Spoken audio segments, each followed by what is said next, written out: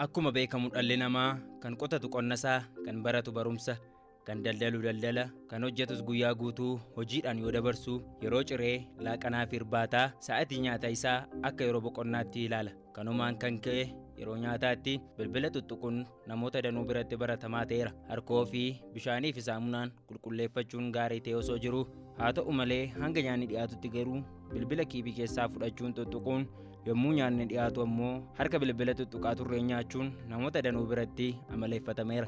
Kun ammoo salphaatti dhalli namaa jarmiiwwan vaayirasii fi baakteeriyaa garaagaraaf akka saaxilamuuf karaa bana. Addumaan ammoo yommuu itti dhibeen tuttuqaan salphaatti namatti darbu vaayirasiin koronaa COVID-19 addunyaaf yaaddoo ta'ee jiru kanatti ammoo gochoonni akkanaa salphaatti rakkoof kan nu saaxilanidha. Malaaf malli jira, mucaa farmi jira. Akkuma Oromoon jedhe mammaaku taatee kanaaf malli argamu torbee kana keessa kanaan dura baratamaa kan hin taane oduun dinqisiisaan ogummaa teekinooloojii nama jechisiisu tokko biyya Jaappaanitti karaa TikTok viidiyoo maqaan isaa @kenserii piroocherii jedhamuun viidiyoo gabaabaan waraabamee gadi lakkifame namoota danuu dinqisiisee danus raajeffachiiseera. Egaan dhaggeeffattoota keenya maali wanti raajiin kun jechuun keessan akka hin oolle nan abdadha. Jarmiiwwan vaayirasii fi baakteeriyaa irraa of eeguuf namuu akka bishaanii fi saamunaan harka isaa dhiqatu battaluma tokkotti meeshaa teekinooloojii ammayyaa kan bilbila qulqulleessu waacitii yookiin meeshaa harka dhiqannaa waliin bakka tokkotti tolfame keessa bilbila isaa iPhone 12 Pro jedhamu seensisuun yoo qulqulleessu